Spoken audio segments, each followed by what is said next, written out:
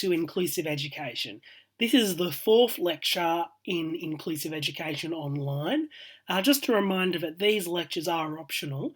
However, I'm hoping that they will help you when you approach your assignments, depending on which assignment you choose to do. This lecture is on inclusive legislation and policies, and it's looking at a group of different policies and legislations that led up to the type of education system that we have today. And it's all about the fight to end discrimination. Now, before we start, we need to understand what discrimination is because it's a little bit more complex than you might think. Discrimination is when you treat someone less favourably or do not allow them the same opportunities as other people on the same basis, such as because of their race or because of their disability. However, it's important to understand that there's two different types of discrimination. Firstly, there is direct discrimination, which is when you have someone who is blatantly saying, I'm not going to include you because of your race or because of your religion or because of some attribute about you.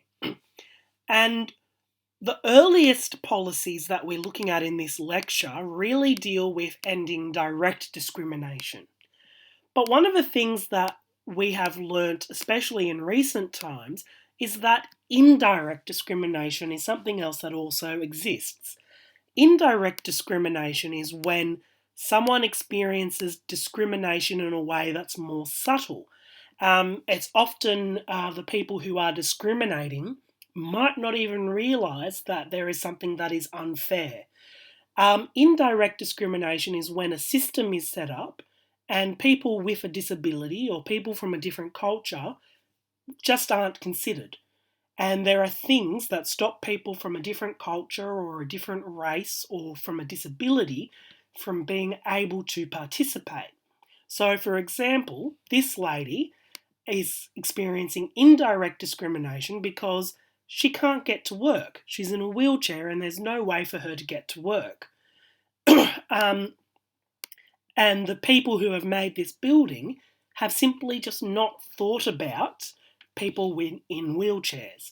And so the challenge with more recent policies has been when we come to this sort of end of the spectrum, how do we think about people with difference so that they have the same access as everyone else? What can we do so that people from different countries do not experience indirect discrimination? And that is one that's really hard to do because it's so easy to discriminate against someone without realising it. Especially if you don't have a disability or you don't come from an alternative culture, you often put things into place that just works for you, that works for your brain, that works for the way that you think things should work. As a teacher, you're often going to put things in place that works for the way that you operate. But the thing is that not everyone operates the way that you operate. And it is actually really hard to actually think about, okay, what about the people who are different to me?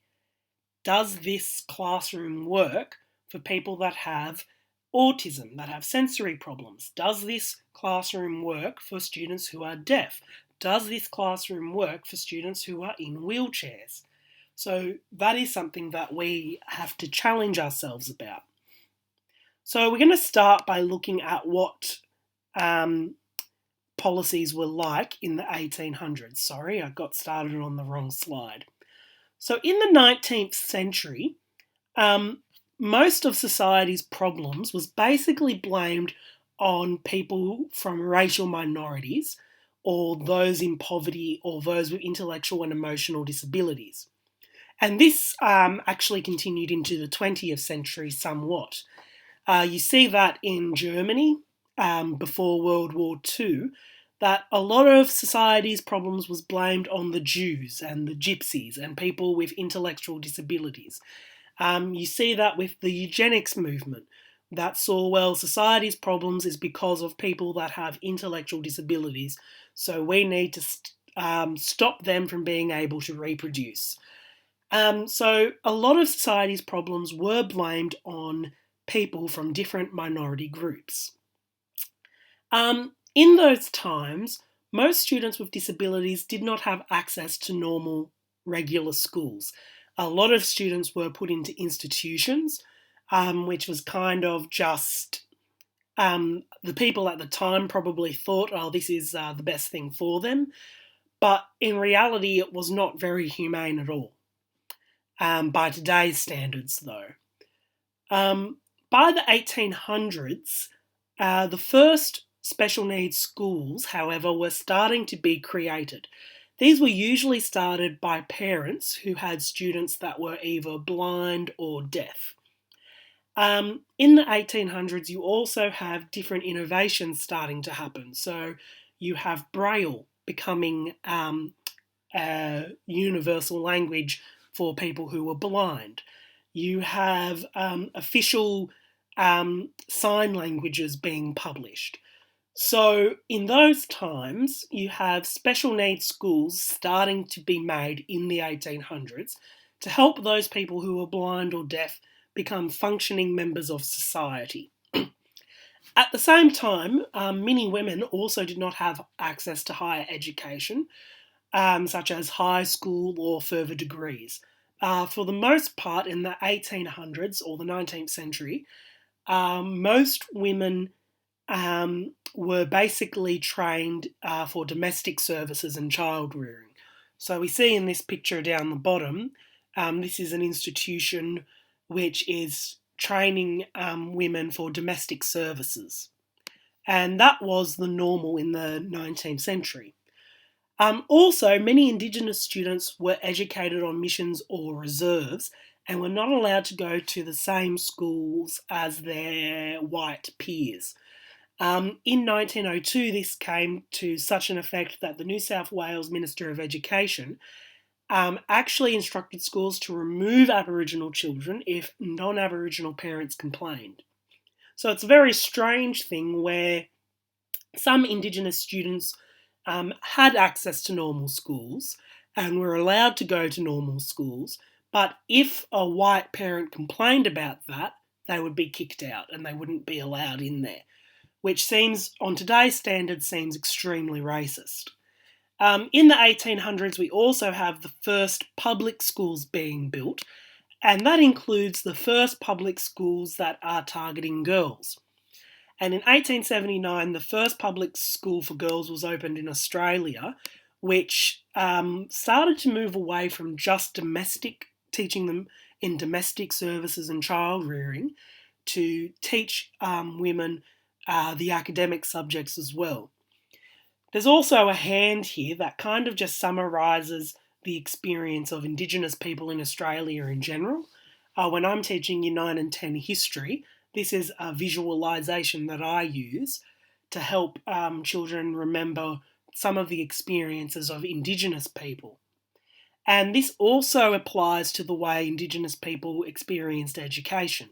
So first up, we have dispossession. When the colonists came, they basically put the Indigenous people under the thumb and kicked them off the land, and they were dispossessed, and there was kind of nothing to look after them, nothing to compensate them, no concern for their loss of heritage, loss of land. Then later on in Australian history, there was a pattern of what we call paternalism. So we think of the pointer finger, paternalism, think of being treated like children. The Indigenous people were put on reserves and treated like little naughty children that needed to be civilised. And on these reserves, they were taught very basic things about how to be like white people. Then the third one, which is really visual, the Year 9 and 10 students love this, assimilation, think of the middle finger, where we started to say to Indigenous people, you know what? You have to be like white people. You need to abandon your culture and you need to become like us. And it's not until you appear and act white that you are allowed to come into the same neighbourhoods as white Australians. It's not until you assimilate that you are allowed to come into our schools, and it's not until you assimilate that you're able to get the right to vote. So think of the kind of screw you attitude. You have to become like us, like white people. Then the fourth finger, which is more recently, is integration. So I tell my students to think of the wedding finger. This is when Australian society started to accept the difference in Indigenous cultures and tried to integrate people from Indigenous heritage. So in schools, it started to be that students from Indigenous backgrounds were allowed to come in with white students. However, just because a child is integrated does not mean that they are included.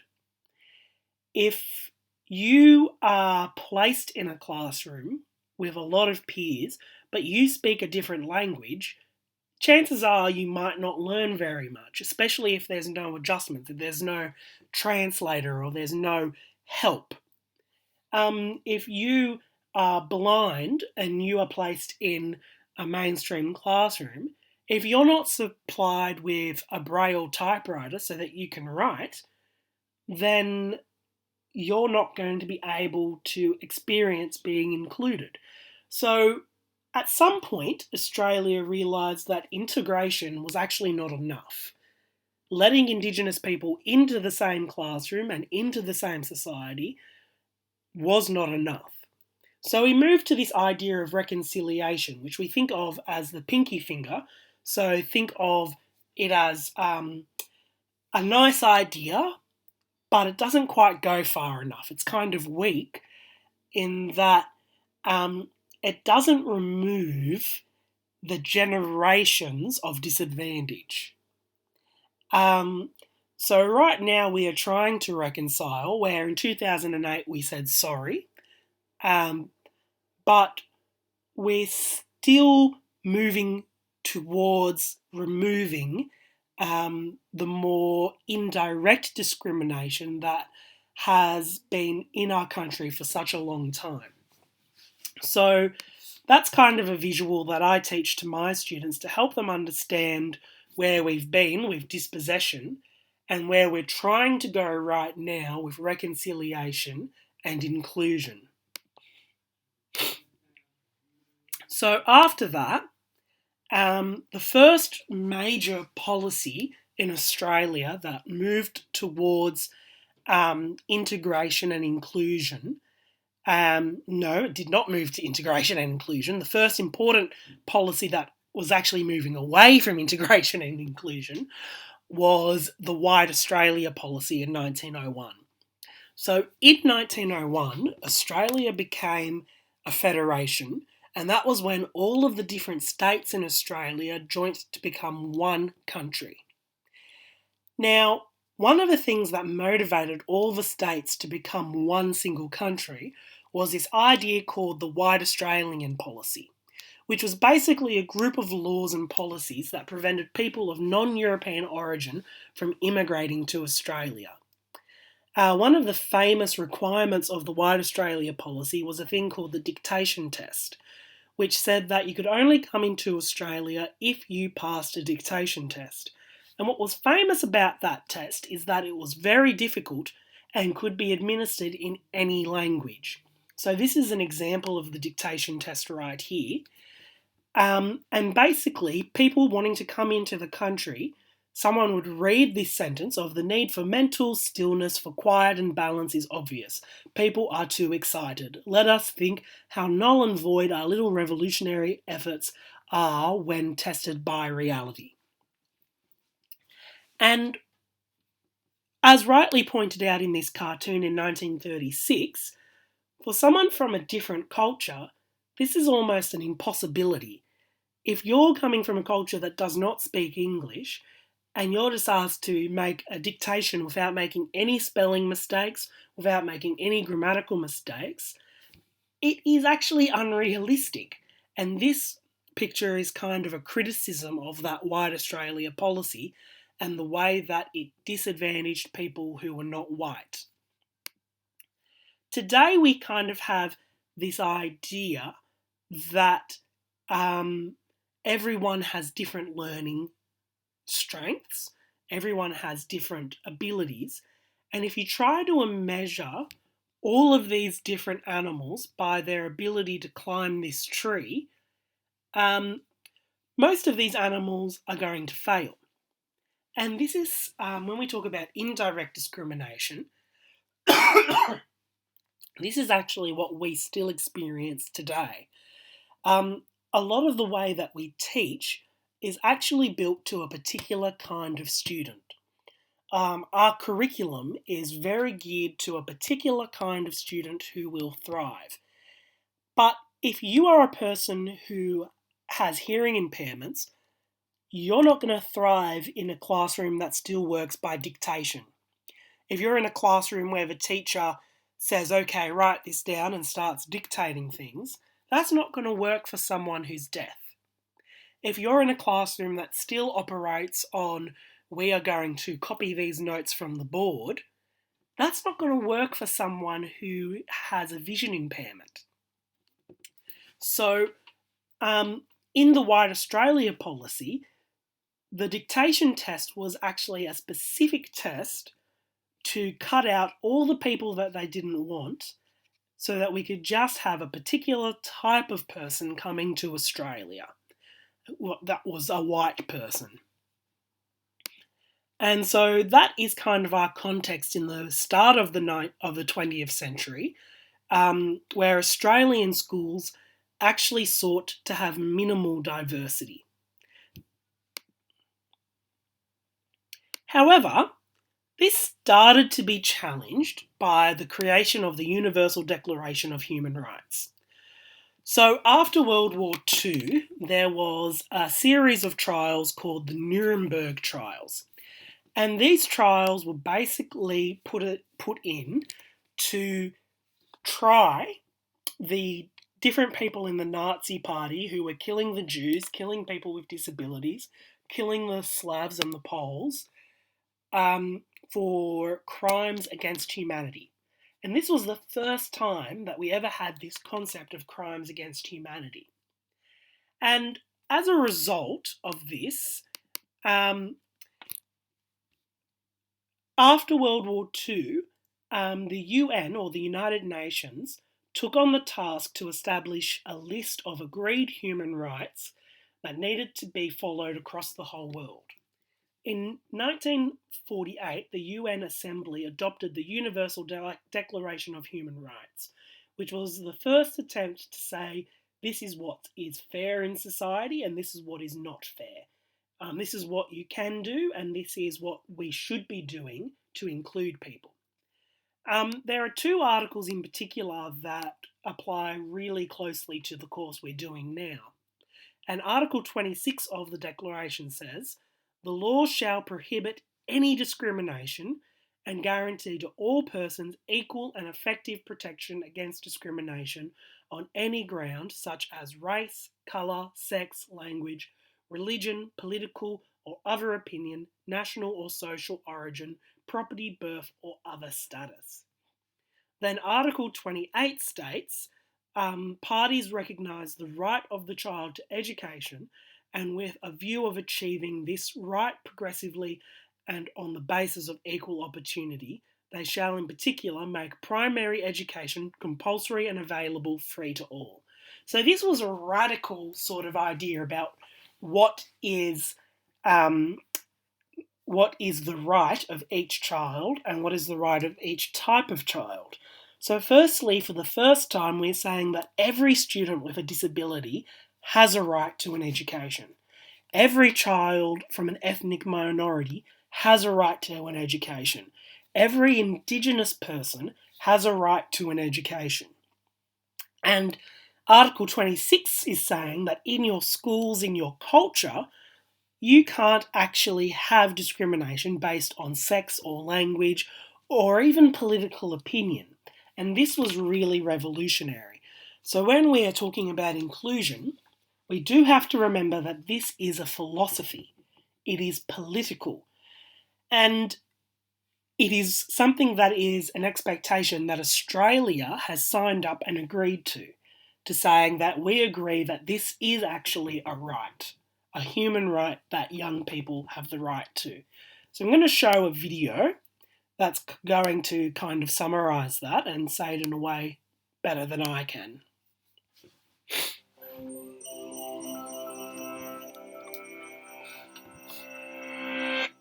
The idea of human rights is that each one of us, no matter who we are or where we are born, is entitled to the same basic rights and freedoms.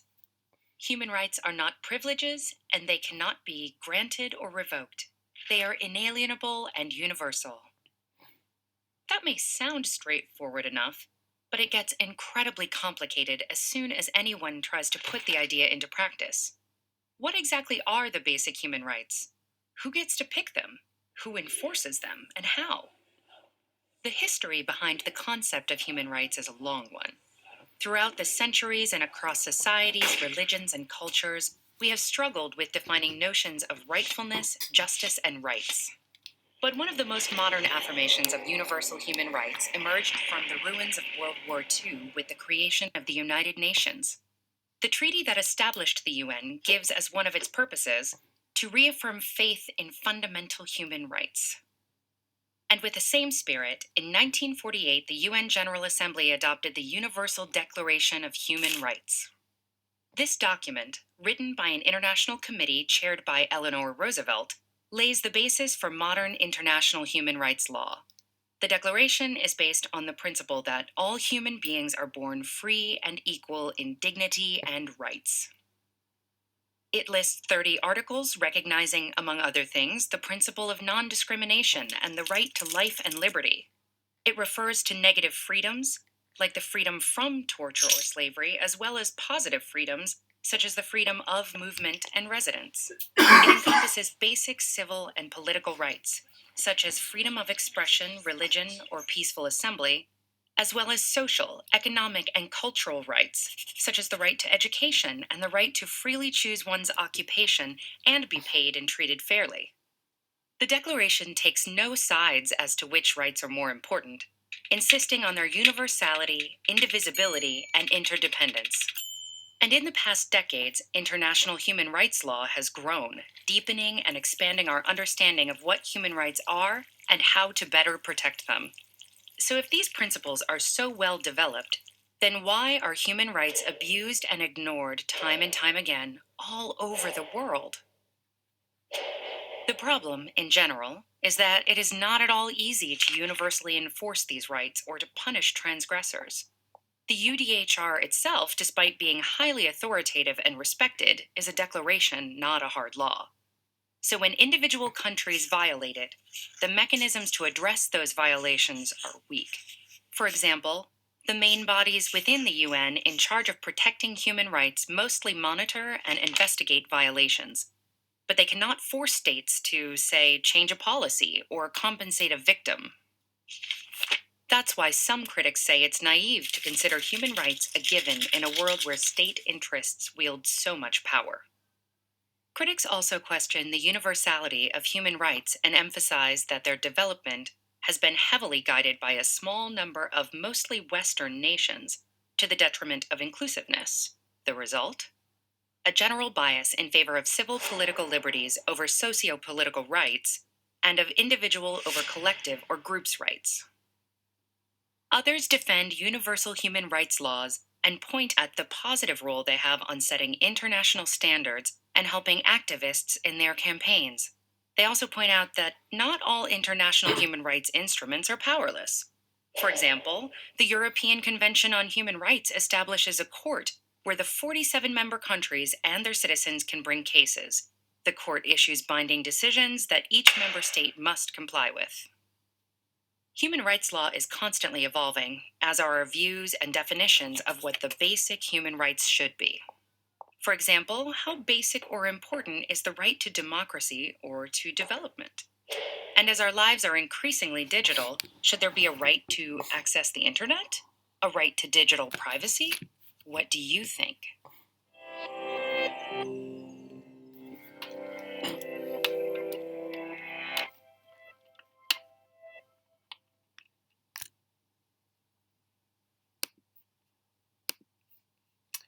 Okay, so I'm just going to.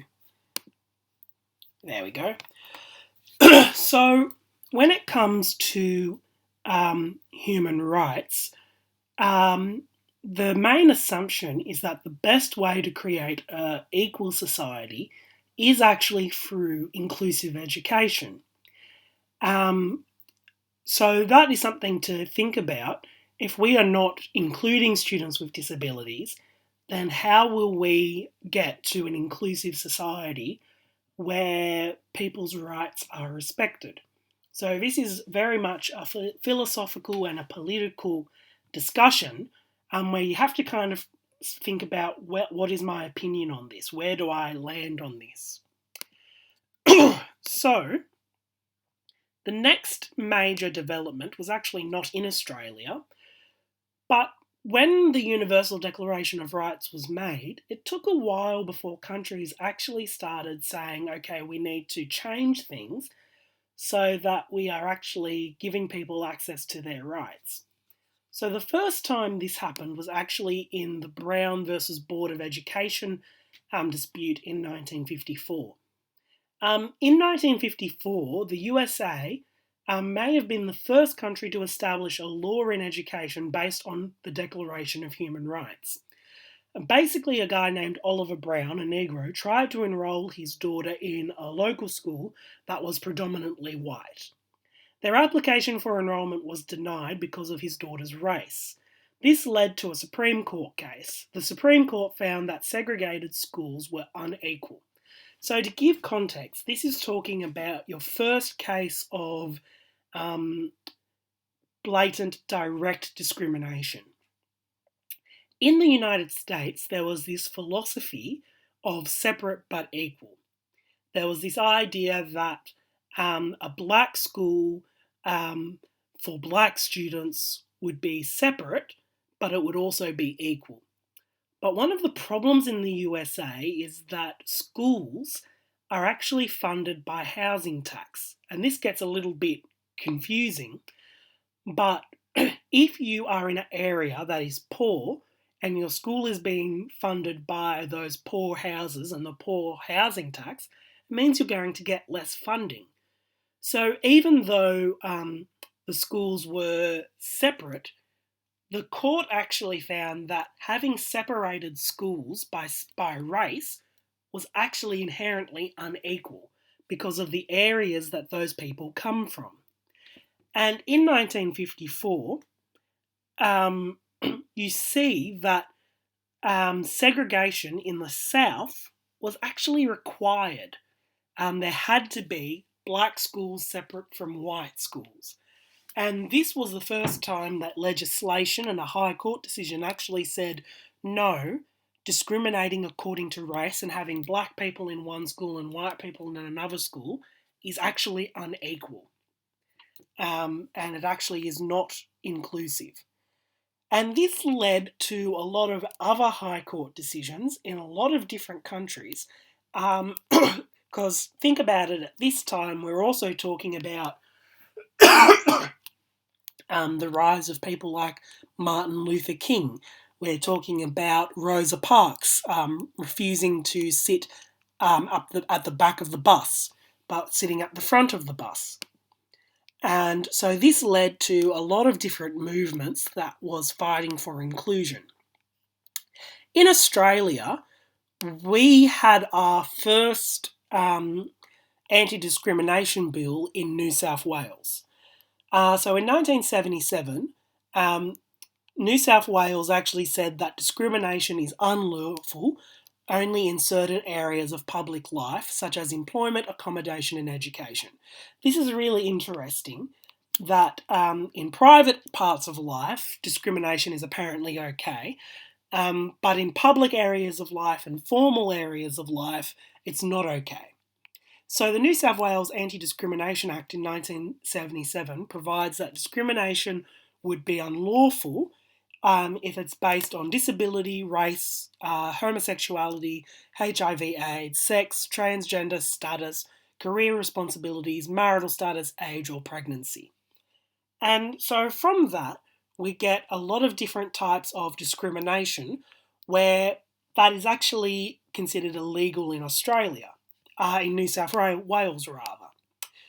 So to start with, we have ableism. So ableism is this idea of treating non-disabled people as the standard, therefore excluding the disabled.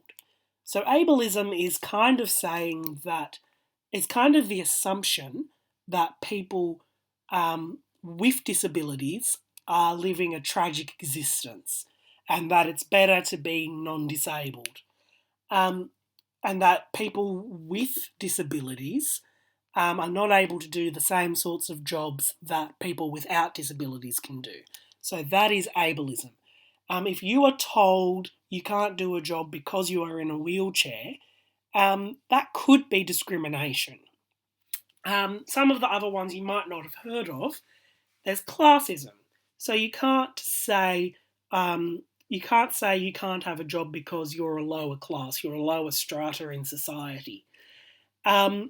There's also things like ageism and caste, so different levels of society. You can't say to a person, you can't have this job because you're too old. That might be unreasonable. Now, in all of these cases, there are some jobs that might require a certain physicality and might require a certain skill. It is not discrimination to say that those people cannot do that. However, it might be discrimination if it's something that a person could do with adjustments. So there's also that idea of reasonable adjustment, which comes into it a little bit later to clarify, because you can already see the problems with this act, which gets clarified a little bit later on. The next act to come up, which is the very next year, is in 1978. So this is a policy, not an act. So Mary Warnock was a researcher, and this is Mary over here. And her main goal was to look at the whole education system in the UK and find out how you can eliminate disadvantages for students with disabilities. And she came up with a lot of different recommendations that was later adopted not only in the UK but adopted in Australia. So to start with, her main recommendation was that students with disabilities be integrated into mainstream schools. So going back to this 1954 case of separate is not equal, the Warnock report came to the same conclusion, that students who are placed in special needs schools will get lower marks. People who have less access to the normal curriculum have less access to quality jobs and quality lives in the future. Students who have disabilities who go to a mainstream school, for example, are more likely to leave home when they're an adult. They're more likely to become independent. They're more likely to be able to get a job. And Warnock was the first person to draw attention to this, that if a student has access to a mainstream classroom, they will have more advantages in life after school. One of the other recommendations is that all teachers complete at least one unit in their education degree to learn how to teach students with disabilities. So the reason you're doing this course today is because of the Warnock report. It found that teachers who studied disability and studied inclusion at university were more effective in including students in the classroom, which just makes sense. If you're trained in special education and you're trained in inclusion, then you're probably going to be more effective in including students with disabilities. The report also, this is a little bit controversial, the report also suggested to abandon categories of handicaps. So remember that in the 1800s we had deaf schools, we had blind schools. Later on you have behavioural schools and different categories for different disabilities. What Warnock said was that once a person gets a label, once they get a diagnosis, there is actually a stigma that comes from that. So in this picture over here, as soon as a child has a label and is in the deaf class or the autistic class or the class that needs extra assistance, they immediately stand out as being different and they immediately experience a loss of identity. No student wants to be the student that's like, oh, you have to go to the dumb class or you have to go to the special needs class. As soon as you have that as part of your identity, that is something that can actually cause exclusion. There was also a finding that there's a lot of stereotyping. As soon as people hear, oh, you're autistic or you have a disability, there is a way that teachers stereotype and think about the students in a particular way. Once a teacher finds out that a person is autistic, there might also be discrimination and social exclusion because of that label. So when it comes to education, we have to be really sensitive to this, and we have to realise that sometimes labels have a lot of power to them. Now, the problem with this is that without the label, they're not going to get extra assistance. So you need to have the label. You need to be able to say this person has dyslexia and that is why they need extra funding. Or this person has autism and that is why they need a teacher's aid. So we need to think about how we use these labels and how we interact with these students. So Warnock suggested instead of using a category called special educational needs. And that was to try to say, instead of saying you're going to the blind class or you're going to the autistic class, to try to make it a little bit more inclusive. And that was to describe the student that needed assistance. This pushed the focus of inclusion towards special education. So one of the things that you should do when you're a teacher is think about these kind of things.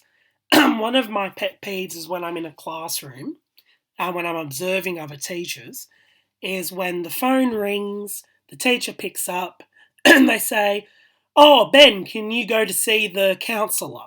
The whole class does not need to know that Ben is seeing the counsellor. That's a private thing. That could lead to all sorts of different stereotyping and stigma. What should happen is that the teacher should be more discreet and saying, hey, can you come outside to the student, and then saying, oh, you've got an appointment, out of earshot from the other students. The same is when students need to go to literacy support or academic support. The rest of the class does not need to know that that child is getting extra assistance because they're falling behind. No student needs that kind of stigma. No student needs that kind of pressure. So we need to be really thoughtful about how we communicate and how we allow students to get that extra help that they need.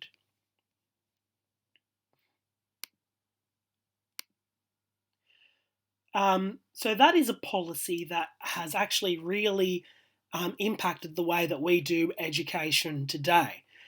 So next up, in 1992, Australia had the Disability Discrimination Act. Now, this act actually said that it was unlawful to discriminate against a person on the basis of their disability. So if you're in the undergraduate class, you actually need to talk about this act in your second essay. Disability is defined broadly in the Act to cover physical disability, intellectual disability, mental illness, disease states, hearing impairment, vision impairment, acquiring a brain injury, developmental disabilities or learning disabilities. Basically, the Australian government is saying that every child with a disability has the right to the same educational opportunities as other children. This is reflected in the Disability Discrimination Act. Now, once again, we have to consider this concept of the least restrictive environment, because while every child has the right to the same educational opportunities, it may not be in the child's best interests to be in a mainstream classroom 100% of the time. It might be in the child's best interests to go to a special needs school. So notice the wording here is that it is the right of the child with a disability to have the same educational opportunity. So every child with a disability should have an opportunity to access the regular curriculum. So what you might see often in schools is that children with disabilities might start in a mainstream school because they have a right to try a mainstream school. But after a few years, it might become obvious that they need a special school.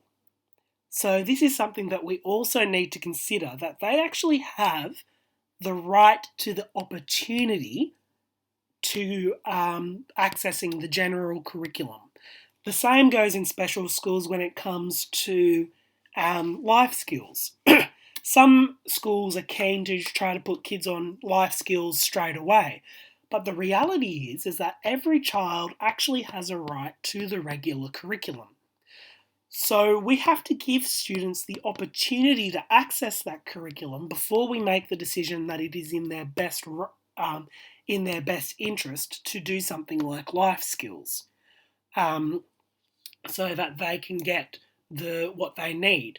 And once again, there are going to be students where doing the mainstream curriculum does not make sense.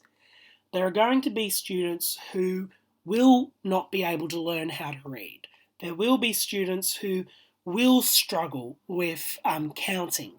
And so we bring in what is called life skills, where we try to teach them the skills that they need to be the most productive in society as possible. So life skills might be teaching really basic reading skills instead of teaching them how to write an essay. And we have to consider the Disability Discrimination Act when we make those kinds of decisions. When we're teaching a student, we have to decide, is this in the best interest of the student? Have we exhausted every opportunity for this student to access the regular curriculum? All state and territory education providers, including government and non-government schools, must comply with the Disability Discrimination Act. The DDA covers people who have temporary and permanent disabilities, and it also covers anti-discrimination laws. The DDA says that in some circumstances, treating someone differently because of their disability isn't against the law. This is known as an exemption.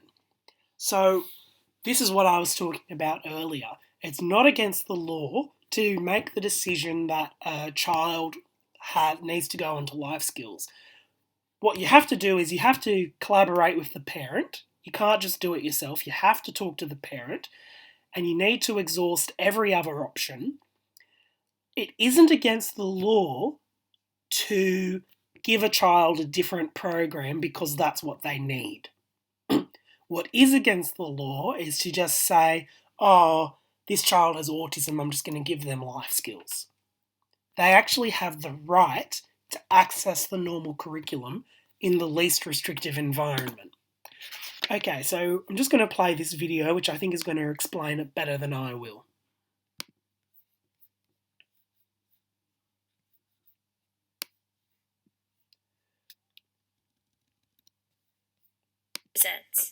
What Disability Justice Australia presents. What is disability discrimination in Australia? An introduction. Hi, I'm going to tell you about disability discrimination. By the end of this video, you will know what counts as a disability that can be discriminated against, places where discrimination can happen, and how disability discrimination can happen. It is against the law for someone to discriminate against you because of a disability you have now or a disability that they think you have. It is also against the law for someone to discriminate against you for a disability you had in the past, for example, during a period of mental illness, or a disability you might get in the future because of your family history. The laws are for people who have any type of disability. This includes disabilities that are physical or sensory, an intellectual or learning disability, a work-related injury, or a medical condition. This medical condition could be physical or mental health related. Discrimination can happen in all kinds of places and ways. By law, discrimination can happen anywhere outside your home. It can happen at work and in the job recruitment process, at sports, community and social clubs, at school, universities, TAFE and private colleges where they are providing you education or assessing your application to study there, at shops, cinemas, theatres, cafes and restaurants, at swimming pools, libraries, parks and on the streets. It can happen when you try to use trams, trains and bus services, taxis and drivers, airplane services, government programs. It can happen when you are applying for a place to live or stay, buying property, applying for a government program. Now you know some of the places discrimination can happen. How can you tell you have been discriminated against? There are two kinds of discrimination, direct and indirect. Let's talk about both. Direct discrimination is when someone refuses you access to goods, services, or premises, or refuse you a job because of your disability. This happened to Sarah. Sarah has a hearing aid. Sarah applied for a job to work at a clothes shop and was able to do all the work required of staff at the clothes shop. The boss told Sarah he does not employ people with disabilities because he does not think they can do a good job and it is too much trouble. This was disability discrimination because he decided not to give her the job because of her disability, not because she wasn't able to do the job. Another example of direct discrimination is what happened to Leo when he called a taxi to take him to a concert. Leo has a seeing eye dog, and the taxi driver wouldn't take Leo to the concert because he said he had a rule for everyone that no dogs can come into his car. This was disability discrimination because having the dog is a part of Leo's disability, and the taxi driver's rule meant he couldn't use a service when people without his disability can. Leo missed out on the concert. The taxi driver should have changed his rule for Leo. Another example of treating people differently and badly because of their disability is if people try to charge you more to receive a service because of your disability. For example, if a taxi or airplane tried to charge you more for helping with your disability requirements. Indirect discrimination is when goods or services or access to the premise are designed only for people without disabilities and you cannot use it. This happened to Jack. Jack was in a wheelchair and wanted to go into the bookstore to buy a book for his mum for her birthday. The shop he wanted to go into had shelves blocking the entrance, and Jack could not move into or around it. Jack couldn't buy his mum the present he wanted to get her. The shop should have arranged the furniture so that people with disability could enter and move around inside the shop. Another example of indirect discrimination is what happened to Jack at school. Jack asked his school to build a ramp at the entrance of the school and schedule his timetable so all his classes could be on the first floor of the school. He was in year 11 and it would be very stressful to change schools. The school refused to make these adjustments for him and said he would be better off in a special school. This was disability discrimination. The law says that people and places must make changes to treat you fairly. Sometimes it might be hard or cost too much for people to make changes for you, but they have to prove it is too hard to make changes to get out of a charge of disability discrimination. You should also know that carers and parents of people with disability can also suffer disability discrimination. Your carers and parents can ask to have flexible work arrangements so they can assist you. If their boss says no, that could be disability discrimination and is against the law in Australia. They could also suffer disability discrimination if they cannot go to an event with you because you cannot get access because of your disability. This happened to John. John won an award and wanted his mum to see him receive the award. His mum uses a wheelchair and the building was not accessible to wheelchairs. Both John and his mum are discriminated against because of our disability. That ends our introduction to disability discrimination law in Australia. Remember, there are no inspectors checking if people are complying with the laws against disability discrimination, so it's up to you to report discrimination when it happens to you.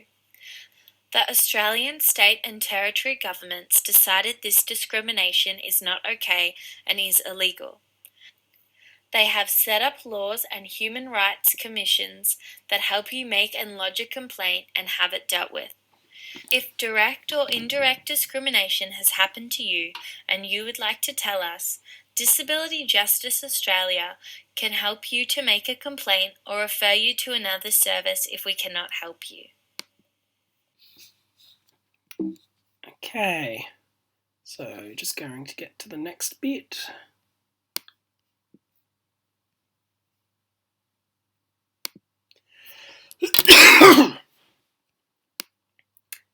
All right.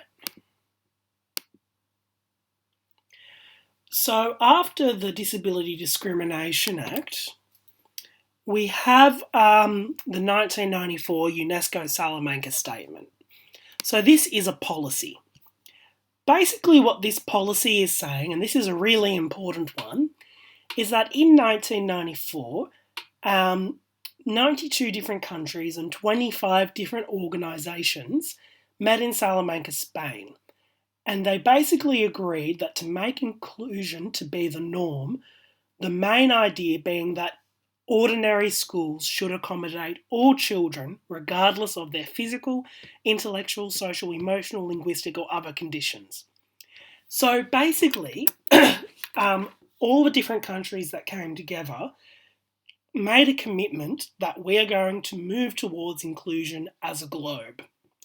And this was a shift from integration, allowing students to just be in the class, towards this philosophy of inclusion, where we actually take away barriers and we try to equal the playing field as much as possible and help as many students as possible, regardless of disability or sexuality or whatever, to be able to access the curriculum and to have success. One of the things that, just as an example of that idea of inclusion, is thinking of things like words with dignity. And this is really important when you write your essays as well. So this poster explains that some concepts describe people with disabilities in ways that are not very helpful, such as words that depict people with disabilities as being weak, broken, or objects of pity. And so one of the things we have to do is think about the words that we use. So this is really moving into inclusion and not integration. This is really moving into what can the teacher do to help a child feel more like they're part of the classroom.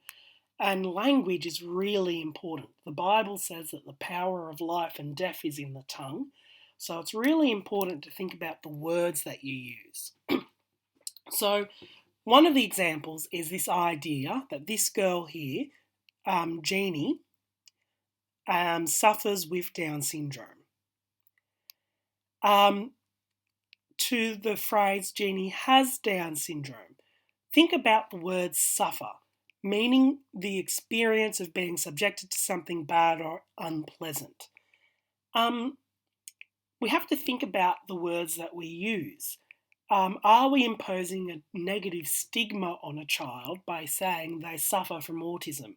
Well, not all students suffer from autism. For some people, autism is something that is positive, something that makes them think differently and in a unique way that contributes really well to our society. One of the things that we need to do in our essays is make sure that we're doing person-first language. So this is shifting the focus from the disability to the person.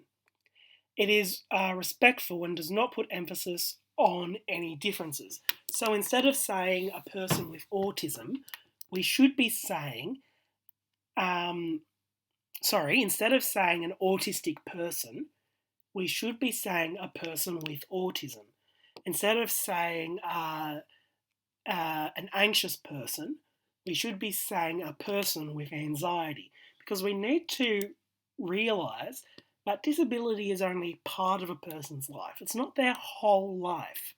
I have fibromyalgia. That's not my whole life. I am African American. That is not my entire identity. It is a part of my life. It is not my whole life. So those are some of the things we have to think about when we're talking about a shift from integration to inclusion.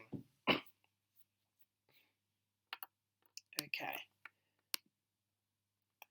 The next act that is really important for us is the 2005 Disability Standards for Education Act.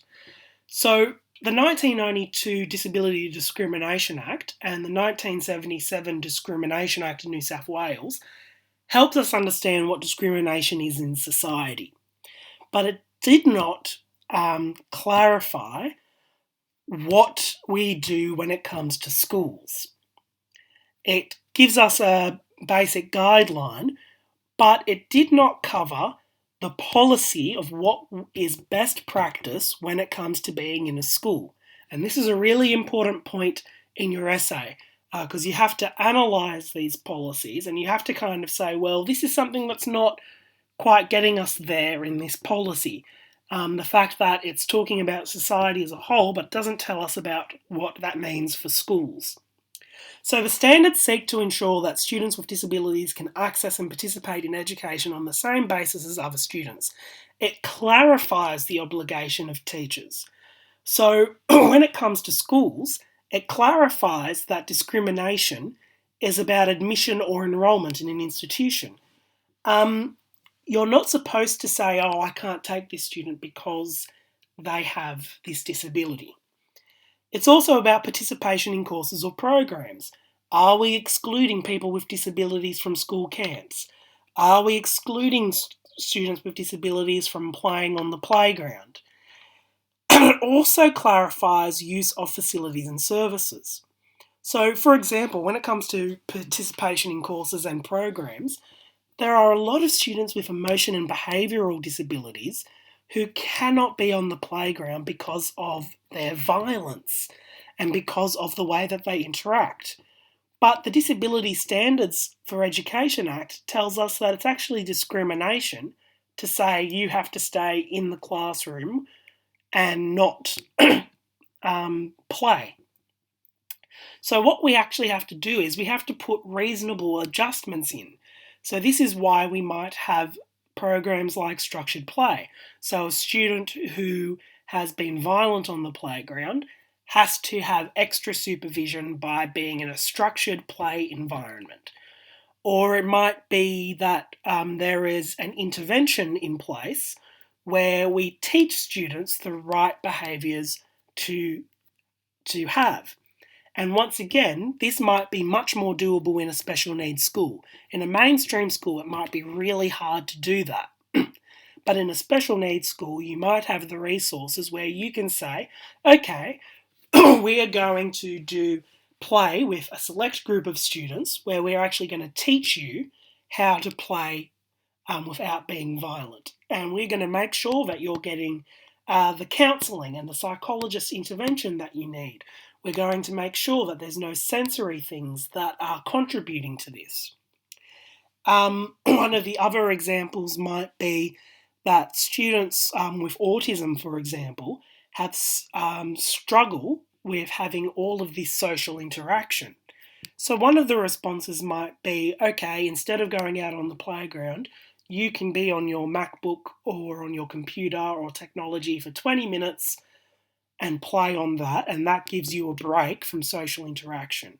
So when it comes to discrimination, that might be what we have to do to allow students to have a break, to allow students to have the same experience as much as possible as other students. It says, under the standards, education providers have three main types of obligations. They must talk with the student and their family. So when there is an issue with a student, it is important to talk to the student and their family, because when you have these conversations, you might find a way to make things work for the student. You must also provide any relevant medical and therapist reports that help to explain the disability and the needs and support that can help the student. So there might be a sensory issue as to why a student is not participating well. So you need to have conversations with an occupational therapist to understand those things. It also says you must meet regularly to make sure all is going well and change supports if needed. Make reasonable adjustments. Now, this is really important. When you read all of the things that you're supposed to be doing to help a child with a disability, one of the things that was not clarified in the Discrimination Act was reasonable adjustments. An adjustment is a measure or action taken to assist a student with disability so they can participate like other students. A lot of the times, the adjustments in your classroom that need to happen might not be reasonable. If you have a student who is being violent in the playground, it might not be reasonable to have structured play. They might not be able to do that. Now, it might be that the violence is caused by all the noise outside, that they're not coping with the noise. So playing with a puzzle inside, that might be a reasonable adjustment. That child might be really settled inside, but they might not. It might be something else, and the adjustment that you need might be unreasonable.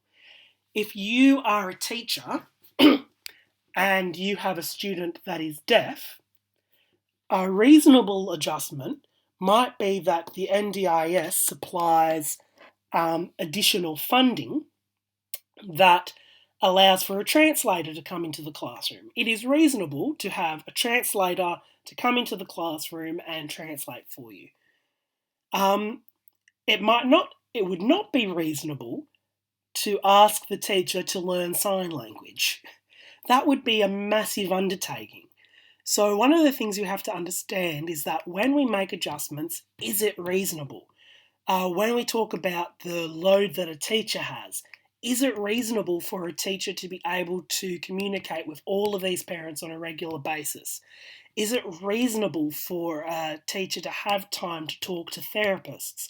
So when it talks about the mainstream environment, we have to talk about, is this adjustment reasonable? Now, in a special needs school where you have us teachers' aid who might be able to help with a lot of these things, you might find that a lot of these adjustments are reasonable. But then in a mainstream school where you don't have that support, it might not be reasonable. And the last thing that we're talking about with disability standards is that we want to eliminate harassment and victimisation. So the last policy that we're going to talk about is the UN Convention of Rights of Persons with Disabilities. So the UN Convention of Rights of Persons with Disabilities is basically clarifying the work that was done in 1948 in the UN Declaration of Human Rights by trying to outline the main rights that particularly belong to people who have disabilities. So this includes respect for dignity and autonomy. So when I was talking about earlier about the student needing to see a counsellor, that's also dignity. They have a right to that dignity of not having the whole class know that they're getting counselling. When it comes to students with intellectual disabilities, you might have students who tease them, and you might have students that bully them. And one of the things is that students might say, and I've actually had this, students might say it's no harm, they don't understand what we're saying, they don't understand anything that we're doing, so it's no harm. But that person with an intellectual disability actually has a human right to dignity. So they have that right to not be bullied, even though they might not understand what's going on. We also have the right to non-discrimination. Full and effective participation and inclusion in society is a right for students with disabilities. Respect for difference and acceptance as part of human diversity, equality of opportunity, accessibility, equality between men and women, and respect for the evolving capacities of children with disabilities. Okay, so that's a summarisation of the 8 different principles. And we've talked about these a lot in this lecture and in other lectures, but people with disabilities actually have the right to these principles. When a student has difference, they actually have a right to acceptance as part of human diversity. They actually have a right to not be discriminated against. They actually have a right to have effective participation and inclusion in society. So if we have a look at the disability rights poster over here, 4 in 10 Australians aged 18 years and over report having a disability or long-term health condition.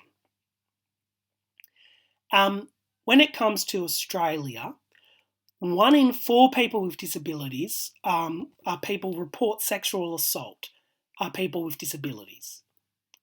9 in 10 women with intellectual disabilities have been sexually abused. When it comes to workforce participation of people with disabilities and without disabilities, workforce participation, so people without disabilities, 83% of people without disabilities are able to get a job. But only 54% of people with disabilities are able to get a job. So there are a lot of inequalities in our society for people with disabilities. And one of the ways to prevent that and to stop that is through education. So I'm just going to end this lecture by watching this last video on the UN Convention of Rights of People with Disabilities. I hope that this has been really helpful. If there's been any questions, feel free to ask them in the forum.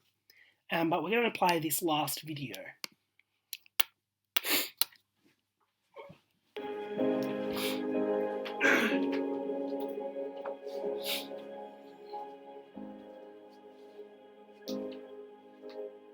We are all equal before the law.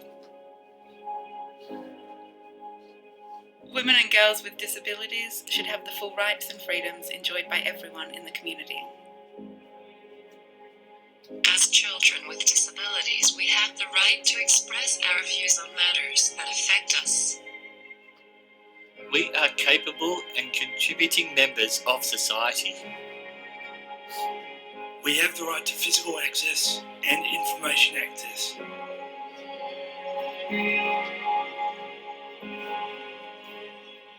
We have that right to life. We have the right to be rescued in times of disaster. We have the right to equal recognition before the law. We have the right to justice. We have the right to live freely in the community, to live independently and be included. We must not be tortured, exploited, or abused. We have the same rights as others to choose where we live and where we travel. We have the right to access information and to express opinions. We have the right to privacy and to have intimate relationships.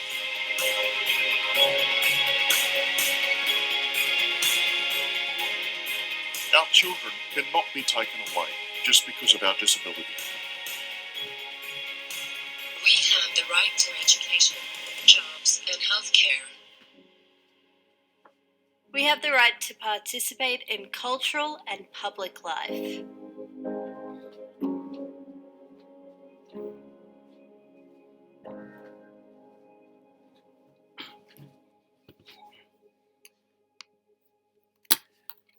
Okay, thank you for listening to this lecture.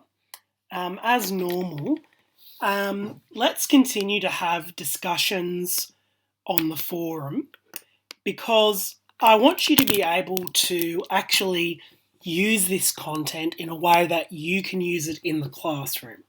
We've talked a lot about discrimination, and there's a lot of things in this topic that are really subjective, and that it's really like, how does that apply to me in my classroom? So, if you have questions, please leave them in the comments. If you have on the forum, if you have things that you're like, I disagree with that, or that human right does not make sense to me, I do not think that should be a human right, or this policy leaves something out, or this policy doesn't make sense to what I have experienced in the classroom, please start a conversation about that in the forum, because we're going to learn so much more if we're able to have discussions and we're able to talk about these issues.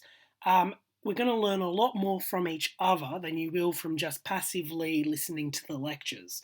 So let's have discussions about that, and let's all support each other and teach each other. Thanks again for listening. I hope that all is well. I look forward to my next lecture, which is going to be on racism. Thank you very much.